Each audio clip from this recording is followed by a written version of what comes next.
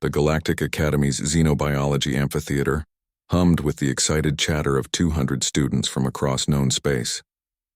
Ava Martinez sat in the third row, her tablet displaying holographic notes about apex predators, while her classmate Louis Chen leaned back in his seat beside her, arms crossed with a knowing smile. Professor Krelvax, a towering Zentari with 6 crystalline eyes, activated the main display. Today, we examine Earth's so-called apex predators, the professor announced, their translator rendering the words in perfect standard galactic. Let us begin with what humans call tigers. The hologram materialized, a massive orange and black striped feline, muscles rippling beneath its fur as it stalked through dense jungle foliage. The amphitheater erupted in laughter. That? Chittered a Vex student, their antennae twitching with amusement. That's what humans fear? It has no armor plating, squeaked a Rylon from the upper seats. No acid sacs, no electromagnetic pulse capabilities, added a Thrain, shaking their luminescent head. How does it even survive? Ava's jaw tightened. She glanced at Luis, who simply raised an eyebrow and whispered, "Give them time," Professor Krelvax continued, seemingly oblivious to the mockery. The Panthera tigris can weigh up to 300 kilograms. It possesses retractable claws, enhanced night vision, and can generate a bite force of approximately 1,050 psi. More laughter rippled through the crowd. A Zentari student in the front row turned to face the humans. My offspring could defeat this creature. It's barely more threatening than a domestic pet. Your offspring weighs 3 tons and has an exoskeleton that can withstand plasma fire, Luis replied calmly. Not exactly a fair comparison. Exactly the point, the Zentari shot back. Real predators are built for their environment. This tiger would die on any world with actual dangers. Eva stood up, her voice cutting through the noise. Professor, may I request we run a simulation? The amphitheater fell silent. Krelvax's eyes swirled with curiosity. What kind of simulation, Ms. Martinez? A hunting scenario. Standard Academy protocol. Let's see how these weak Earth predators perform against galactic species. The professor's mandibles clicked, the Zentari equivalent of a smile. An excellent practical exercise, very well. Who volunteers to be the prey in our simulation? Dozens of appendages, tentacles, and limbs shot upward. The Zentari student who had mocked the tiger volunteered immediately, along with a confident Vex and a battle-hardened Korth warrior who claimed to have survived 3 actual predator encounters on Death Worlds. The rules are simple, Krelvax explained as they moved to the Academy's immersion chamber.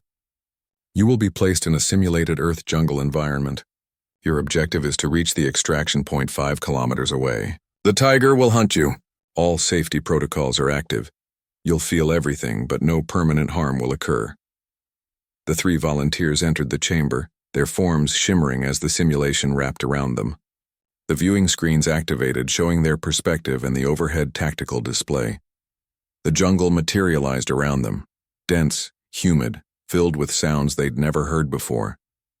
The Zentari called Vorkesh took point with his massive frame, confident and loud. The Vex Trilix skittered through the underbrush with nervous energy. The Korth Commander Thane moved with military precision. Where is this tiger? Vorkesh announced loudly. I see nothing to fear here. Luis leaned toward Eva in the amphitheater. He's making classic mistakes. Too much noise, too much confidence, not enough respect for the environment, Eva agreed. 20 minutes passed. The volunteers made good progress, covering nearly 2 kilometers. They began to relax, joking about Earth's harmless wildlife. That's when the screens showed it. A flash of orange and black in the canopy above, barely visible, absolutely silent. The tiger had been following them for 15 minutes. There. Eva pointed at the tactical display. Several students leaned forward, suddenly interested. The great cat moved like liquid shadow through the trees, its massive paws finding purchase on branches that seemed too thin to support its weight. It wasn't rushing. It was studying, learning, waiting. Why doesn't it attack? Asked a Rylon student, genuinely curious now. Because it's not just hunting, Luis explained. It's hunting intelligently. It's identifying the weakest target, looking for the perfect moment, calculating every variable. Commander Thane suddenly froze in the simulation. His military training screamed warnings his companions couldn't hear. Something's wrong, he announced. We're being watched. Paranoid mammal, Vorkesh laughed. There's nothing. The tiger struck. It dropped from a branch 15 feet above, 300 kilograms of muscle and fury, landing directly on Trilix. The Vex's scream cut through the simulation as holographic claws raked across its carapace with terrifying precision, targeting joints and weak points with surgical accuracy. In 3 seconds, Trilix was dead, the simulation marking him as eliminated. Vorkesh spun around, his massive fists raised, but the tiger was already gone, vanished into the jungle like smoke. The amphitheater was utterly silent. "Did you see that?" whispered a student. It knew exactly where the armor was weakest. For 40 minutes, the tiger played its game. It would strike from impossible angles, from water, from underground burrows, from sun-blinded spots in the canopy. Commander Thane survived the longest, his military training helping him avoid 3 separate ambushes. But even he fell when the tiger drove him into a ravine and attacked from below. Vorkesh. The confident Zentari lasted just 18 minutes after Trilix fell. The tiger had learned his movement patterns, predicted his escape routes, and trapped him in a bamboo grove where his size became a disadvantage.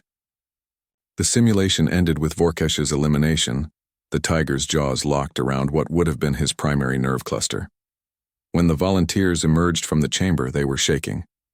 Vorkesh's crystalline eyes were wide with something that looked suspiciously like respect and fear. Professor Krelvax turned to the class. The tiger has no armor, no energy weapons, no advanced technology. What it possesses is 4 million years of evolution dedicated to one purpose: being the perfect hunter.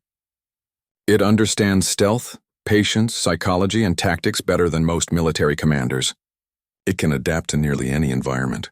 It kills not with overwhelming force, but with precision and intelligence. Ava stood again. Earth didn't give us claws or armor or acid sacs. It gave us tigers. It gave us great white sharks, polar bears, saltwater crocodiles, and hundreds of other predators that taught us a simple lesson. Intelligence, patience, and adaptation beat raw power every single time. Luis added quietly. You laughed at what we feared. You should have asked yourselves why creatures like us, without natural weapons, without armor, without size, not only survived on a planet full of these predators, but became the dominant species. What does that say about humanity? The amphitheater remained silent as the weight of that question settled over 200 alien students. From that day forward, no one at the Galactic Academy laughed at Earth's predators. And when humans joined the galactic military forces, their reputation preceded them. They came from a world where every day was a lesson in survival, taught by the most perfect hunters evolution could create. They were the species that learned from tigers,